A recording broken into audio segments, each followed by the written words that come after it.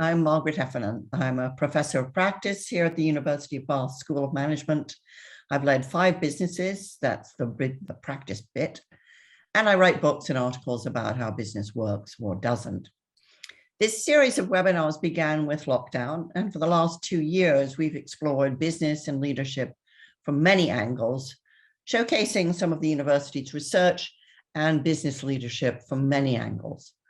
Today is the last in this current series, and I'm going to be talking to a newly minted CEO, Sarah Gillard, who recently succeeded the highly regarded Charles Wookey, founder of Blueprint for a Better Business. Blueprint works closely with major companies to explore how to manage businesses in ways that are more sustainable and robust for all their stakeholders and the planet. As a charity, it's designed to escape the consultant's dilemma, in which consultants benefit from the dependency of their clients. It's a characteristically novel approach to a problem acknowledged but mostly ignored. Sarah's one of the smartest strategic thinkers that I know, and she's been a great friend to the School of Management here at Bath, sitting on its advisory board and helping me out in teaching my program on the future of business. So Sarah, welcome. Thank you very much, Margaret. Thanks for the lovely introduction. We'll come back to Blueprint and your hopes and plans for it in your new role, but I'd like to kick off with a quick review of some of the positions that got you to where you are today. I remember you're talking to some of my future business students about a seminal moment in your career in retail when you had the experience of working for the legendary, shall we say, if not notorious business leader, Philip Green. And I just wondered if we could start by you were talking a little bit about what you learned when you worked at Topshop. Yeah, well, it was pretty much my first job in retail, and I had joined Arcadia, which was the group that owned Topshop and Dorothy Perkins and others, because at the time before it was owned by Philip Green, it was known as the best place for training, the best place for developing its people. The IT was the best. They'd really invested in systems. So as a 22-year-old, it seemed like a good place to start a career. And I was there for about 3 years before Philip Green bought it. So I was able to kind of really understand what the organization was like. And so I had joined an organization that was a sort of proud member of the high street. It had very strong relationships with suppliers that went back decades. It operated in a way that it sort of assumed a position of leadership in terms of training and investment and all those other things. And then Philip Green bought it, and it really very quickly changed, like almost overnight, which first kind of ignited my interest in how culture can change without changing the people at all. And I think 3 things really became apparent. I was only 25, so I hadn't started my kind of interest in management and leadership and how you structure businesses. So I was just observing it as a 25-year-old. And 3 things that really kind of struck me. The focus went, first of all, from the long term to the short term really quickly. So it was all about how much money we're going to make in the next week, month, quarter. And the goal was to make Philip Green as much money as possible. And he made that really clear. There was no other goal. So any complexity about what the business was for or the things that you're trying to balance as a business leader went out the window, which in a way was easier because all you were trying to do was make money and there was no trade-offs. So short term became the thing. That created a culture which was about command and control and telling people what to do because of that short-term pressure, which basically removed all the autonomy and removed all people's sense of judgment or that they were able to make decisions. And that in turn removed all their pride from their work. So they just became sort of, they just did what somebody else said, normally their boss. And in turn, that created a culture of fear rather than growth. So people started crying in the toilets, throwing up before they came into the office. Everyone hated Sunday night because it meant, they were going to have to go to work on Monday. And I was there as a 25-year-old thinking, blimey, we're selling T-shirts. And, it's been this, it's this limiting to people's lives. So 2 things struck me when I was there. One was this is just bad for business. So all of the investment in people and all the investment in systems stopped overnight because it wasn't making money in the short term. And I thought strategically that just feels like a wrong thing to do, and that's going to come a cropper at some point. So this is just bad business decisions, but also really importantly, it was bad for people. You know, the people that I was working with were frightened. Good people started doing bad things because they were under pressure. Right. And the impact not only on them, but I guess on their families and their friends and their lives in general, it was really diminishing.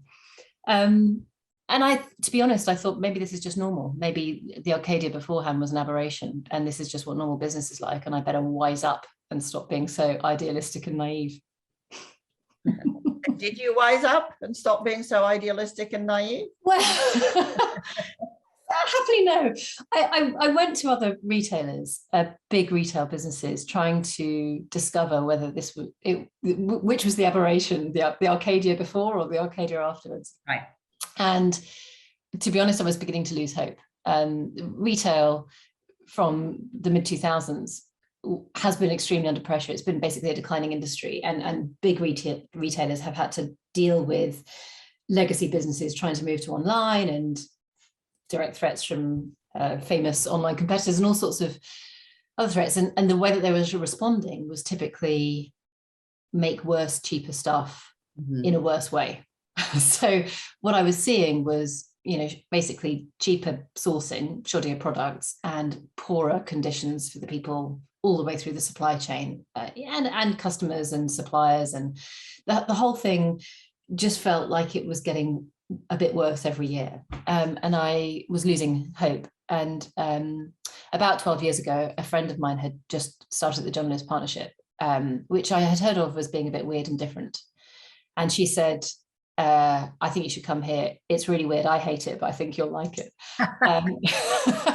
So I joined, and, you know, I joined with a pretty high cynicism bar. I didn't think it would be any different. I didn't think you could survive in retail and operate under a different set of principles to the ones that I'd seen time and again. And within a week, I was seeing decisions that were being made that were long-term, not short-term, that were thinking about the impacts that it had on people. And actually, I mean, the whole of the John Lewis Partnership was really designed to work out what is genuinely going to be of service, goods, services, how we treat people. You know, the point of it is to sort of help people flourish. That was how it was invented 100 years ago. And that was still the ambition. So, you know, they generally responded to pressure by trying to work out how to be better rather than how to be worse and cheaper. And sometimes that was better and cheaper because they, you know, they still survive as a business. So they weren't sort of Pollyanna-ish and, you know, just everything's easily perfect and we just always try and do the right thing, and that always works out well. You know, definitely there were trade-offs. But I think that the key difference for me was because the ownership structure is so very different. So everybody who works at the John Lewis Partnership is an owner of the business. The leaders there really, really understand that they serve the pleasure of the workforce. So it completely flips the normal kind of hierarchy of how organizations are run. And I do think it means that the leadership is A, self-selecting, and B, really consciously creating a different environment the whole time for the people who work in that organization. So they do feel that they've got judgment, autonomy, that they are working for something that's bigger than themselves, that they are genuinely doing something good, that they are proud. I mean, I think pride's a really underrepresented motivator in the workplace. You know, that when I first joined, and I would, you know, I don't know, go talk to my parents' friends, and they said, "Oh, what are you doing now?" And I say, "I work at the John Lewis Partnership." They would beam with delight, like I was working for a national treasure, and say, "Oh, I love John Lewis." As long as I hadn't had a bad experience with a washing machine delivery or something. But in general, people really, really admired the company. And it was, again, the first time that I'd realized what an impact that has on you personally, if you're working somewhere that people really admire versus thinks a bit iffy. Yeah. Oh, it's really interesting. And you're right. You know, it's very underestimated. I mean, I remember, you know, in the first 13 years of my own career, working for the BBC, and people just being dazzled by that. Yeah. And, you know, initially some of the jobs I was doing were not desperately dazzling, you know, to be honest. But it is very telling if you work for an organization that other people generally regard as impressive, it changes your attitude to the place and the work. And I think you're right, it doesn't necessarily make you starry-eyed, but it does make you feel a lot better about being there. I was thinking as you were talking that, of course, in 2008 and after, the global financial crisis, there was a lot of talk about the structure of John Lewis and how if we could change the structure of our organizations, it might make them more robust and less risky. How today, having been, at John Lewis Partnership until recently, how far do you believe in that kind of structural determinism? The ownership structure in and of itself, delivers these incredible benefits? I don't think it does in and of itself. I think what it does, it removes some of the barriers that might otherwise be there for the business to really flourish and be sustainable over the long term.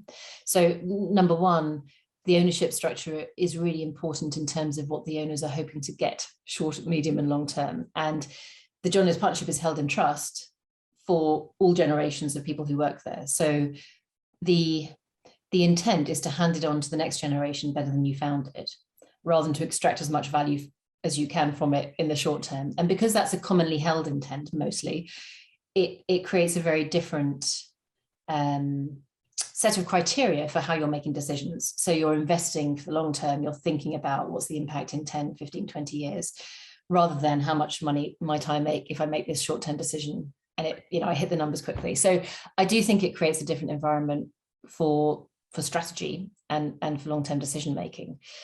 I think it can create a different environment for a sense of delegated leadership, shared responsibility, empowerment of everybody to be able to make decisions. I think to do that, you have to really work hard at it. Once you get to 80,000 people, which is the size of the John Lewis Partnership, it's actually even been bigger than that. It's quite difficult to retain the relational aspect of how you run a business, because at that scale, inevitably there's KPIs and processes and, it becomes depersonalized and dehumanized. So, having to work on how do you maintain the relational aspect in the business units like a store or a team, I think is really critical in keeping that sense of empowerment and decision-making at the front line, because it's really easy to just efficiency it out of a big organization. So I don't think it happens always that the ownership structure, immediately imposes all these advantages. I think it can do, but you've got to kind of really focus on them and continue to make it true. I think organizations like Handelsbank can do that really well. They're really aware of what their difference is, and they really consciously maintain that and allow it to sort of shift as the conditions change. Mm-hmm. Mm-hmm. I would just say to people who are watching, please do put your questions in the Q&A box, because we will be coming to those later on in the hour that we've got. Over the time that you were at John Lewis, and that was, as I recall, across the global financial crisis, yeah. What were some of the key sources of challenge or conflict that you observed that were particularly, difficult for retail, perhaps in general, and for the John Lewis Partnership in particular? So, I think if you look from sort of 2008 all the way through to during the pandemic, the cost pressure is always there, and therefore how you pass that on. Do you pass it on to consumers? Do you pass it on to your supply chain? Do you ask for ever more stringent discounts from your suppliers? Do you move it to bigger factories that perhaps are a bit more mass producing and a bit more less artisanal? All of those pressures are always there. And I think it's really easy to take the path of least resistance. But I guess in taking the path of least resistance, which might be go to the big factories, go for the price reductions, slightly damage your relationships with suppliers in the short term, basically what you're doing is you're taking the same path as everybody else. So I think the thing that the John Lewis Partnership had the freedom to hold on to was to continue to try and differentiate and not take the path that everyone else was taking, because it could take longer term decisions.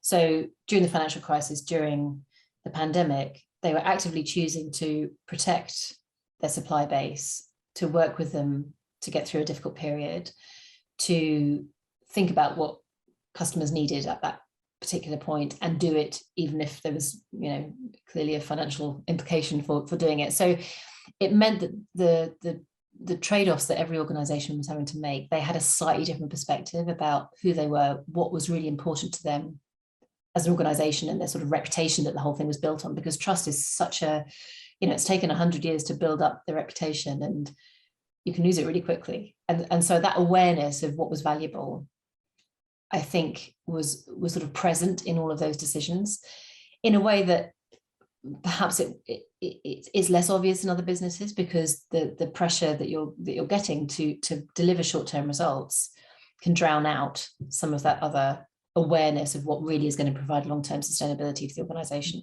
And also the average tenure at John Lewis Partnership for many years was about 25, 30 years. So people would spend their whole careers there.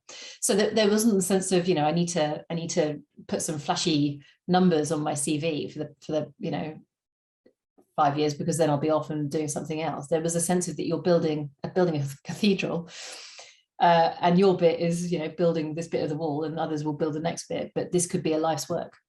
So it gave a different flavor to how people approached decisions.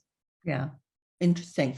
I mean, it's also interesting because, of course, we live in a job market now where there is a huge amount of turnover. I mean, not just the so-called great resignation, but the gig economy, you know, a sense that you make your career across a sector or across an industry, and that companies are rejuvenated by bringing in new people all the time, that actually staff turnover is a wonderful thing, right? And yet, you know, what you were saying about the John Lewis Partnership is that there's an equal and opposite, or maybe greater and opposite impact through longevity. Where do you stand on that? You know, was the longevity at John Lewis Partnership overall a strength, or did it become problematic in terms of you thinking? Both. Both. I mean, who knows what the right balance is? And I remember spending some time in the HR department, and I kept being asked to set a target for what the right level of turnover was. How on earth? 10%? I don't know. 8%, 12%, who knows? So I think you have to kind of feel your way. I think having some influx of new blood is really important, because you can become very insular if you've only ever worked at one company, and you know it's difficult to retain that level of sort of oxygen coming in from outside. So I do think that sort of influx of new ideas and new thinking is really important. And I think the sort of wisdom that's built up, the organizational wisdom that's built up through longevity is also really important. It provides a sense of passing the baton on. Like I said, you know, many people who joined the John Lewis Partnership learned from people who'd been there 30, 40 years. And it's a bit, I don't know, it's almost Star Wars like, and it's kind of, you know, you hand on the lightsaber to the next generation, having really spent a long time teaching them the ways of the Force. And if you lose that because people are only there for sort of 2 or 3 years, and there's no sense of that sort of organizational wisdom and legacy and generations of partners before you handing the thing on, I think you lose something kind of basically human about an organization. I mean, businesses are just groups of people coming together, and there is so much more to how humans actually operate than just a set of processes and KPIs and, you know, whatever's written in the handbook. So I think an awareness of that sort of magical quality is really important. So a balance is good, but who knows what the right number is, Margaret? I have no idea. Of course, the other thing I think that's really striking is about the John Lewis Partnership is not just the incredible loyalty of its workforce, the incredible loyalty of its customer base. Yeah. And that presumably stood you in very, very good stead during the pandemic. Yeah, I mean, I think it's so interesting. Whenever we were exploring a new business opportunity, so more recently, you've probably seen that they've announced that they're looking into sort of the build to rent area, so becoming building flats and becoming a landlord. And when we did surveys for customers and potential customers saying, here's what the John Lewis Partnership could do if we were a landlord. We could have Waitroses in every building. We could create incredible facilities. We could have, gardening directors watering the house plants. I mean, we could deliver food to your fridge. We could do all these things as the John Lewis Partnership. We've got insurance products and grocery, and we could deliver you a new wardrobe every month, and just all of this stuff, right? If you were living in a house. And what people said back was, yeah, I don't need any of that stuff, but I really want the John Lewis Partnership to go into build to rent. And when we said why, they said, because we trust you. You won't kick us out, or you won't, steal our deposit, and it was so illuminating, because we could be running around as strategists and customer proposition developers building all of this stuff, which might actually be great, but it's not what the people really wanted. The customers really wanted. What they wanted was a sense of humanity, trust, and a relationship rather than a transaction. And that's what the John Lewis Partnership had built up over 100 years, which is incredibly valuable, but doesn't normally appear on consultancies' checklists of the kind of things that you might think about when you're building a strategy. And it's priceless, I think. Yeah, and it doesn't turn up on the balance sheet. Well, goodness me, exactly that. And that is a real challenge, because if you find that you're operating in an environment where the balance sheet and business cases and numbers are running the decisions, basically, you've sort of stripped out all of that relational understanding and the wisdom and the magic and the trust and all of the kind of human aspects, and you're looking at just the numbers, the decisions that you would make would be really different. Yeah. And so that constant battle to recognize that not everything that is valuable can be measured. And therefore, when you're making decisions, don't just rely on the things that can be measured to kind of, find the perfect algorithm to point you in that direction, because there may be data that isn't quantifiable, that is really critical to your long-term success. But that takes conversations, it takes understanding, it takes more time. You can't just run it through a spreadsheet. It's not an easy way of running a business, but I think it's the only way to run a long-term business. Yeah. So actually working at Topshop taught you quite a lot. Oh gosh, it taught me loads. I mean, I didn't enjoy it. So it wasn't, a fun schooling experience, but I think I've seen the two extremes just in one industry of how business can be run. And it took longer to play out than I thought it would in terms of what happened to the Arcadia group. Yeah. And let's see what happens to John Lewis. No one's got a crystal ball, but if, given that I've got a pension with both, I feel better about my pension with the John Lewis Partnership. One of the things that first brought us together really is you're a very wide reader, and I think quite an astute observer of the business world. Given all that you've seen, not just within the companies in which you've worked, but all the companies that you observe and think about, I wonder, what are some of the bigger, repeated, unforced errors you see leaders making? Well, it's a really good question, and much of my reading was your books, Margaret. So hopefully, I've learned from you. I think if I were to take a step back and look at the business world over the last 50 years, I think it's a bit of an aberration from what business actually was invented for and what humans are really like.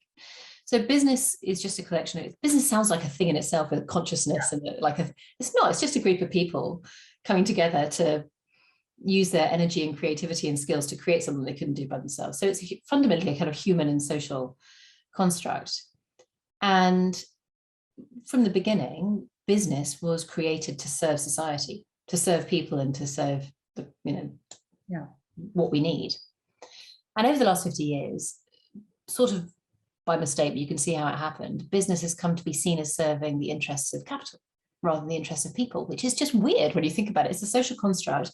People spend 8 hours a day of their lives, minimum, in it to serve the interests of capital rather than people. So I think it's odd.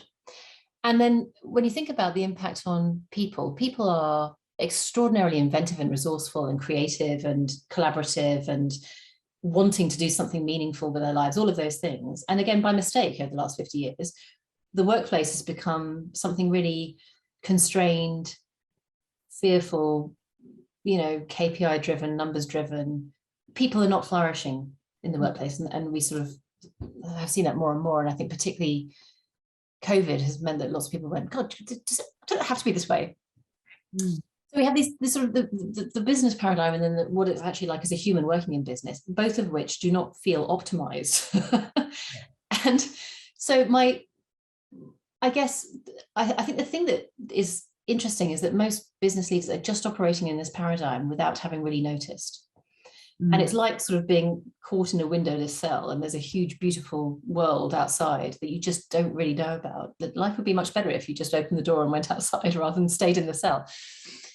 And I hope actually that the last 2 years, because so much got broken and there was so much about the status quo that sort of disappeared, people thought was immovable and immutable and would always had always been thus and would always be thus, suddenly just stopped. That I'm more hopeful than I was, I think, that the weirdness of the last 50 years will be noticed, and that the ambition to do something that actually means that business genuinely does serve society again, and that people really do work in a way that means that they can flourish as individuals and devote their lives to something meaningful and enjoy what they do. I think people have got more of an appetite for that and know that it's possible, or at least hopefully possible, and are keen to try and find it. So yeah, I think that the main issue has been a lack of curiosity about how things could be better. Yeah, it's very interesting because there's been a lot of focus, certainly in management, thinking about how do we do what we're doing better, faster, cheaper. Yeah. Right? But there hasn't been as much, it seems to me, radical exploration of how much of this could we improve by radically rethinking it. And, it's interesting. I was having a discussion yesterday with a colleague about what's called the Great Resignation. And she said, actually, I think it's the Great Reevaluation. Yeah. I don't think it's so much that people are giving up on work. Obviously, people are going to continue working because they need to continue to have an income. But there's a huge reevaluation going on the part of individuals in terms of what is meaningful work and where on earth can you find it. And I think also within a lot of the companies I work with, actually, what are we here for? Yeah. And it's really interesting, the number of them who are suddenly thinking, okay, so we've survived a huge crisis and we can keep going. And actually, many of us have made a huge amount of money in the last 5 to 10 years. But we kind of don't quite know what we're here for anymore. Absolutely. Yeah. I think it's a massive existential kind of question that people are asking, not just, both on an individual level, what am I doing with my life? Do I feel like I'm adding to the sum total of happiness and joy and flourishing in the world, or am I part of the problem? And when I look back on my life, or I talk to my kids or my grandkids, how am I going to feel about that? Because gosh, the world is changing a lot, and what part am I playing in that? So I think from an individual point of view, it's really meant that people are asking questions about how they are spending their time on the planet. And I think from an organizational point of view, similarly, all organizations faced an existential crisis during the pandemic pretty much. And I think most organizations had to answer the question, well, would the world be worse off if we went under? I might be, and the team might be, but would the world be worse off if we went under? Why on earth ought we to survive? What's the point of fighting through this challenge? And if you didn't have a good answer to that question, I think it really, relates it back to that first point. People were going, well, what am I doing here? If this isn't a good use of my life working in this organization, because we're not contributing in some way positively to people and planet, then I'll go to something else. I think it's, I mean, goodness, what an incredible experiment. I mean, so many terrible things about it, but 3 years ago, 4 years ago, if we'd have said, even in one company, right, we're going to have this huge existential conversation about what this thing is for, what contribution we're making, and every individual's got to think about it, and everyone's got to work from home while we're doing that. It would have been a radical experiment. Yeah, and I think the CEO who proposed it would probably have been told that he needed to go and lie down and, Exactly, have a break. Yeah, exactly. So in the context of this, this very, very interesting moment, what was it that attracted you to Blueprint?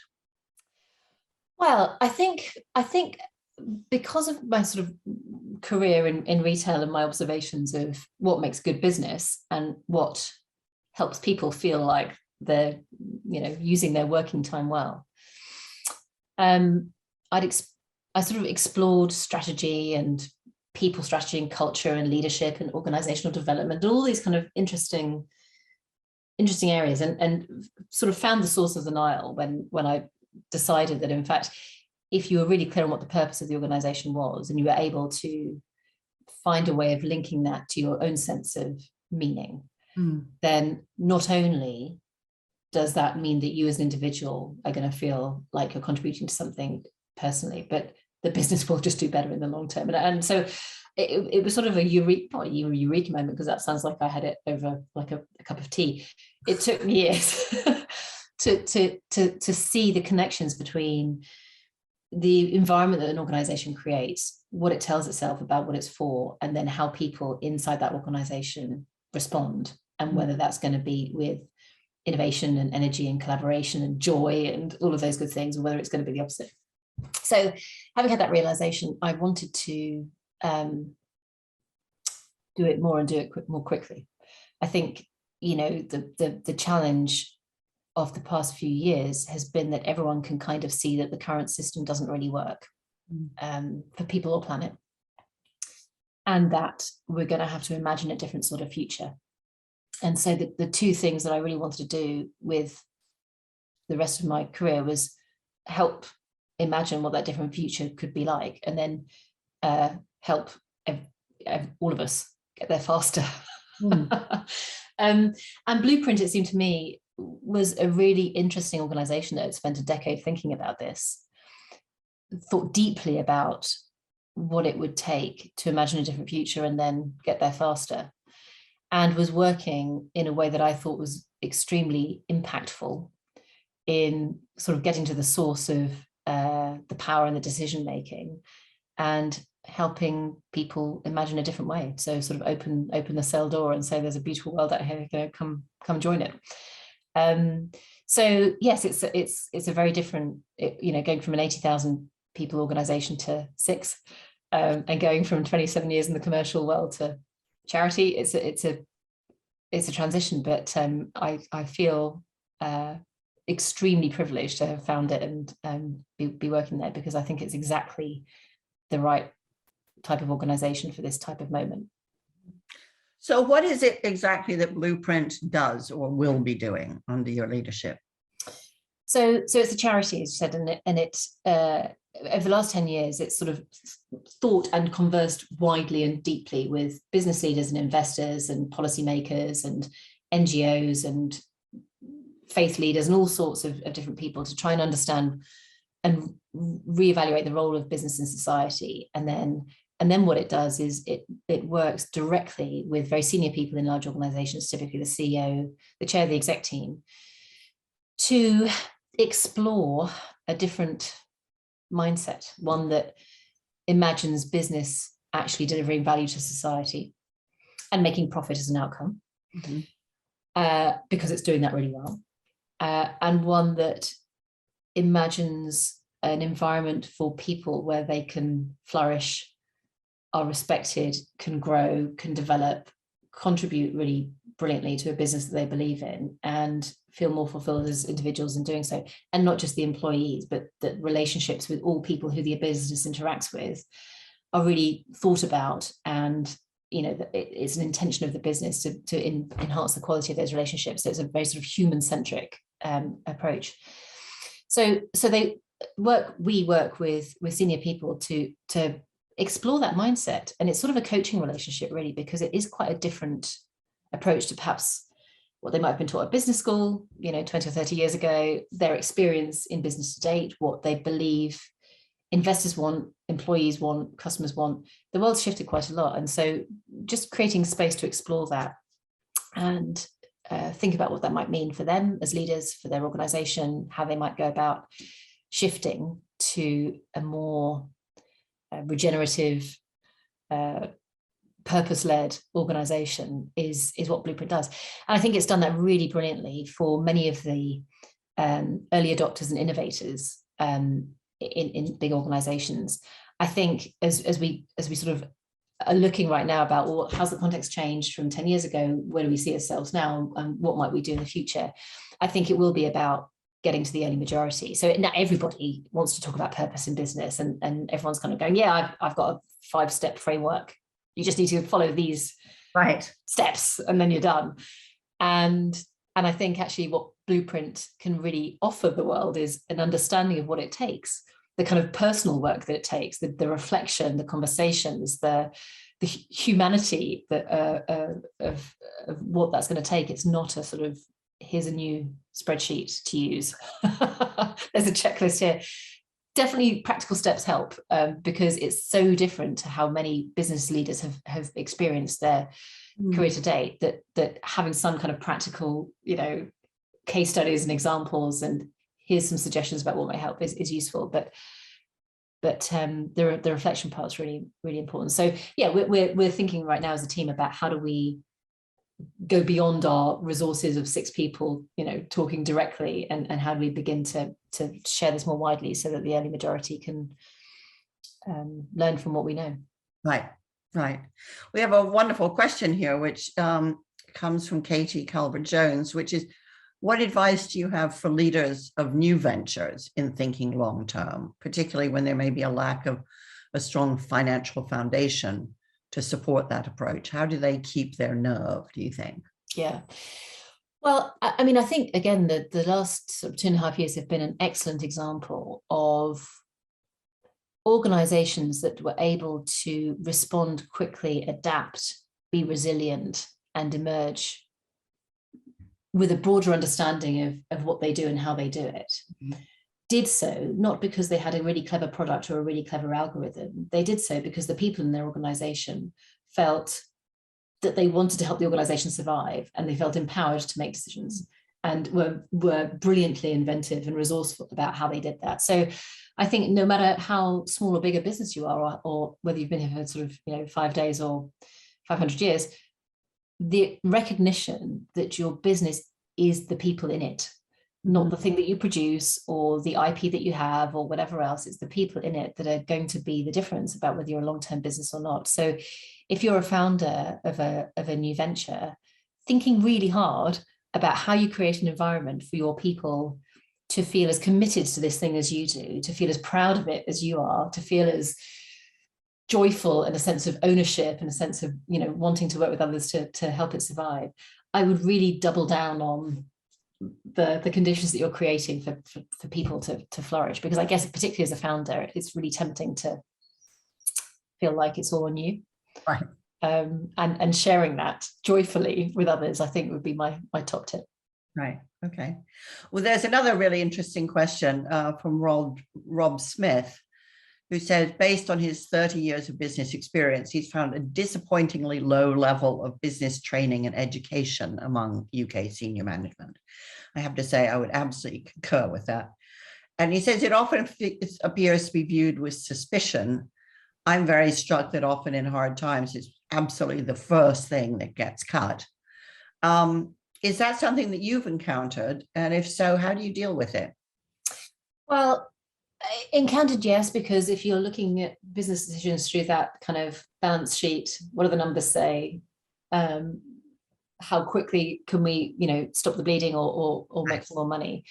It does look like the easy thing to cut. And I think it comes back to the point I just made. If you really understand as an organization that your people are not just the business's biggest asset, they are the business. They are the asset. they are the asset, they are the business, they are it. Then knowing, reducing the investment in your people or creating conditions where they do not feel particularly interested, motivated, empowered, supported, like they can experiment, like their learning is a priority of the organization, is not going to be great business. And I think this is where although it's not sort of frictionless win-wins that exist everywhere, I do think the business case for this, actually, if you slightly widen the lens in terms of the long term, is really critical. If you don't invest in your people, they'll get discouraged and leave. You won't be able to attract new people to your organization because Glassdoor is pretty clear about where's a great place to work and where isn't. So, however shiny your posters are in terms of the recruitment process, the truth of what it's really like to work in your organization would be pretty apparent. And I think that's a really significant shift in the past decade, actually, that the power of representation and information has moved from the organization to the people. So that sort of, you can't pretend that you're something other than you're not. You're going to get called out by your customers or by your employees. So that transparency has meant that, if you decide that the easiest thing to cut is people training, investment in them, that might work for a quarter or 6 months, but pretty quickly you can't retain talent, you can't attract talent, and your business is tanking. So the business case is actually pretty easy now, because a lot of the lag between I'm cutting investment and I can no longer recruit has really shortened now because of the transparency and social media. Yeah, interesting. I mean, one of the other things I keep thinking about as you're talking is you're clearly, very emphatic about the fundamental, not just importance, the essence of the company being in the people. And yet I'm very struck that in most companies that I work with, probably the function with the least clout is HR, right? Being a CFO is a really big deal. Being a CHRO, not so much, seen as a cost center rather than an income driver. And I've always asked myself, does HR have less status in organizations because it's mostly led by women, right? Or is it mostly led by women because it has less status?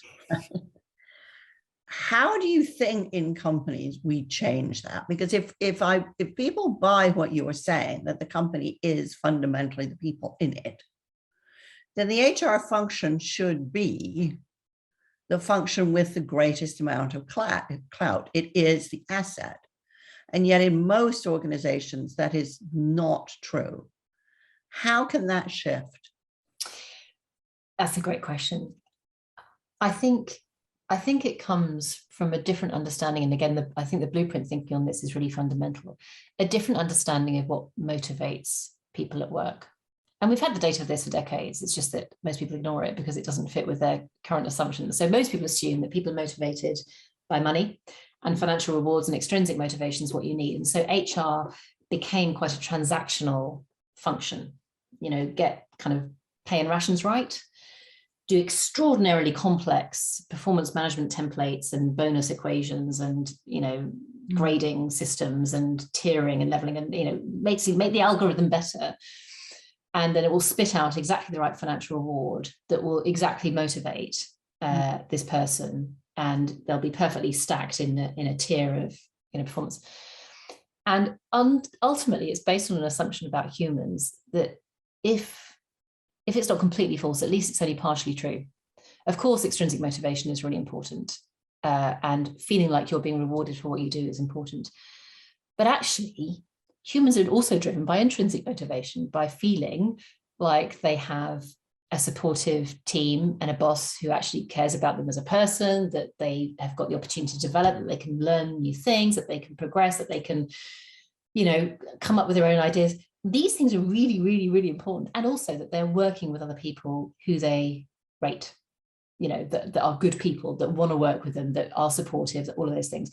So the environment that's created, and these sort of aphorisms have been around for ages, haven't they? You don't leave your job, you leave your boss. The sort of the environment, the team that you work in is more important than your salary. And actually, you're seeing this on surveys now, particularly from millennials and Gen Zs, that they are wanting the purpose of the organization to be clear. They want the flexibility that means that they're able to kind of live life the way they want to. And they're interested in the team that they're going to be working with, because that's how they spend their time.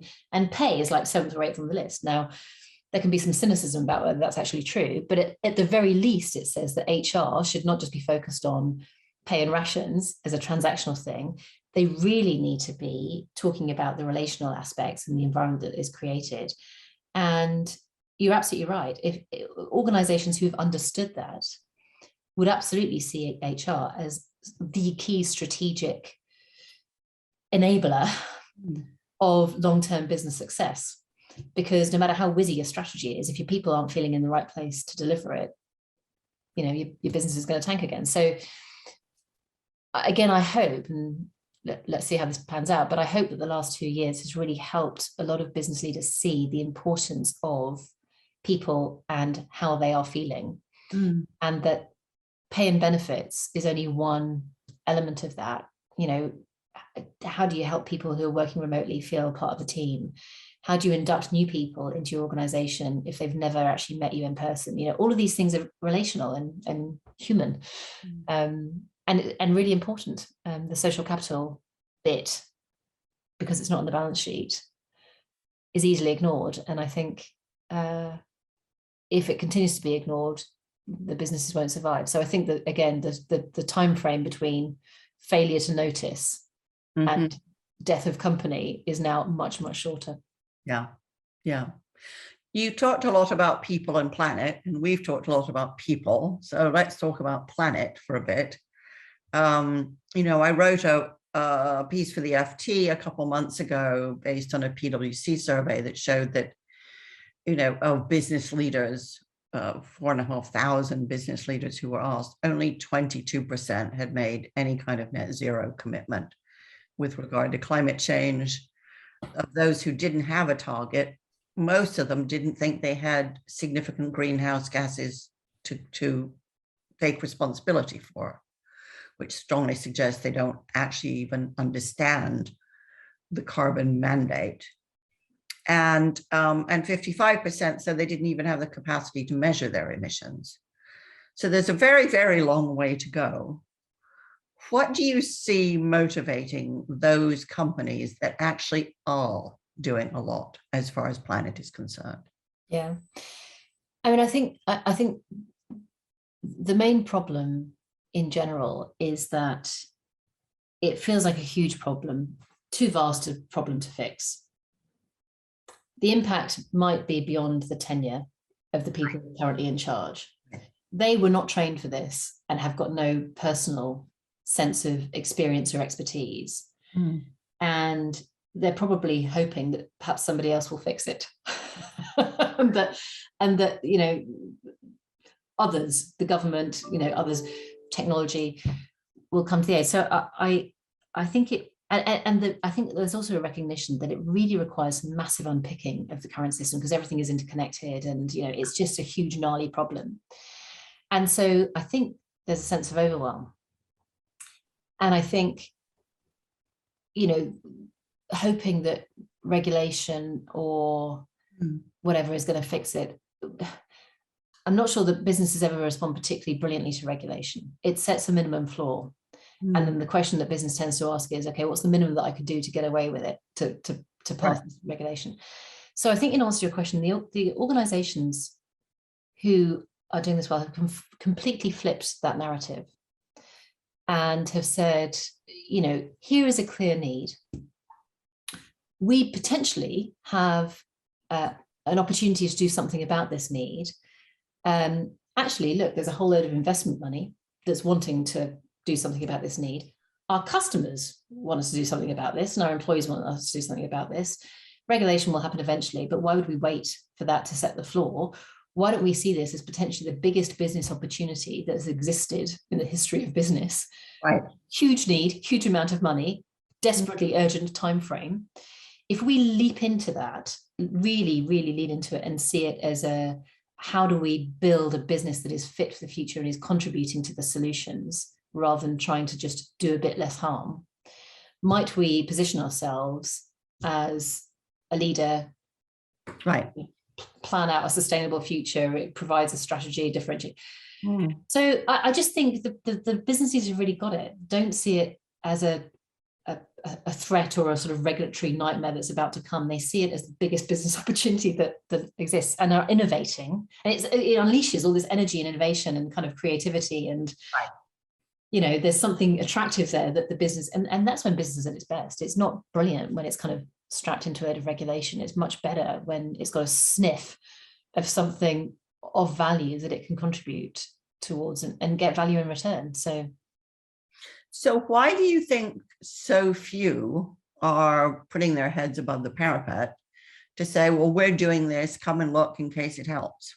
Oh, it's a great question, and one that I'm hoping that Blueprint can help solve. I think because it is new, and because this wasn't taught at business school, I think the leaders who are doing it are still kind of going, gosh, I'm out on a limb here. Do I feel like a radical? And might I get shot down by people who say this isn't good business? I think there's also a bit of a concern that if no one else is doing this, I'm going to look like an outlier. Right.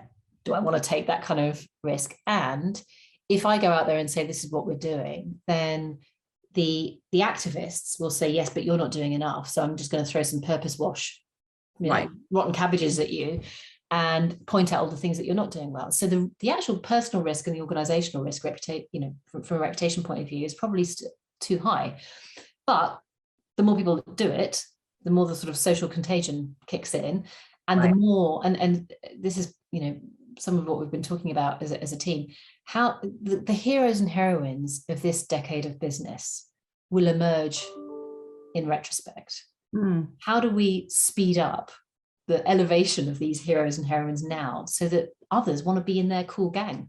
Right. Because if it became the most admired thing to be a leader of an organization that was really leaning into this and innovating, more people would want to do it, because leaders are humans, and those, if people are getting celebrated for doing something, then more people will go, how do I get in their gang?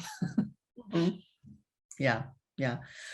We call this a session leading through turbulent times, and you don't need me to tell you just how turbulent they are. In the companies that you're working with, do you feel you see mostly energy or fear?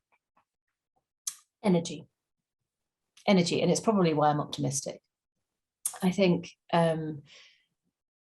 I think the leaders who have seen what this could be now won't unsee it. And their enthusiasm and conviction and sense of personal purpose and what they're seeing unleashed in their teams in terms of personal purpose and what's coming for the organization, it's really infectious and joyful, actually. And I think, again, people respond better to kind of joy and possibility than fear and terror. And I don't think it's made up. I think it's genuinely, 27 years of business experience is quite useful, because I'm not sort of just saying I think there's something in it. I've seen that there's something in it. I've seen it. And what is unlocked in an organization when you find this kind of interconnection between the people's search for meaning and wanting to work in a great place that allows them to do great things, and an organization thinking long-term about how it becomes a sustainable business, it creates an alchemy that is really powerful and much more enjoyable than KPIs and metrics and regulation and fear. Right. It's really interesting because when I think back onto my career and the way I started running my own companies, it very much derived from having worked with a couple of people who were brilliant at doing exactly what you're talking about. And at no point did it occur to me that life and work should be anything except joyful and a means of growth and discovery and self-discovery.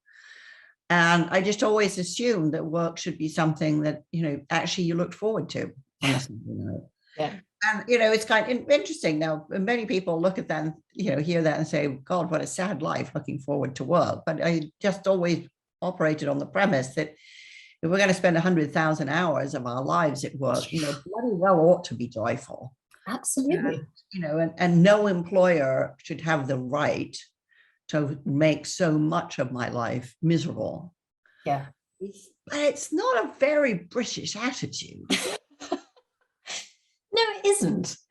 It isn't. And to be honest, it's really easy to be dismissed as naive and idealistic. And I think, if it seems sad that you want to enjoy work, well, what's the alternative? Isn't that sadder that you're going to spend £100,000 enjoying work? Yeah. And I think, who knows whether it's possible at scale? But assuming that it is, isn't that worth attempting than deciding that it isn't and just, submitting 100,000 hours of your life to misery and a bit of shame? Yes. Yeah. That doesn't sound that much fun. No, it was interesting. I was talking to one of my master's students and asking him what he was going to do, when he finished the program. And he said in a very sad tone, he said, well, I've got a job. Oh, God. Oh, God. No. No, think better of yourself than that. Yeah. Don't settle. It's the settling that gets us into the mess that we're in. Absolutely. The aspiration that offers some opportunity to get out of it. Yeah. And it's possible. I mean, like I said, in my 20s, I didn't think it was. I thought I just had to wise up and suck it up. And this is just what it was like. It's not like that everywhere. And I think, the future is already here, just not widely dispersed. And I think, find those high points where organizations have really understood the challenge of the future, have really created an environment where people flourish, and either go and work there or set up a business that takes those principles, or try and change the business that you're in. I think that's also possible. And Margaret, I know I've said this to you a number of times, but you helped me do that. I didn't feel I had the power. And, years ago, you would say stuff like, well, just make a cup of tea for your colleague and have a little chat about what could be better. Start there. You don't have to be on the exec board to make a change. You literally start where you are and do what you can. And it made me think completely differently about how long I would have to wait before I could help change an organization. So thanks. But it really does make a difference. And I think everybody can begin to make their life a bit better at work, and the people who sit next to them a bit better at work. And if, people did more of that rather than just accept that it was always going to be miserable, life would be better. Exactly. There's a lot more to say on all these subjects, and I'm going to be really intrigued to see what you do and your team does over the next few years, Sarah. Thank you. But now we've come to the end of our time for this conversation, and also to the end of this webinar series. It's been a huge pleasure talking to Sarah, talking to all my guests in this series.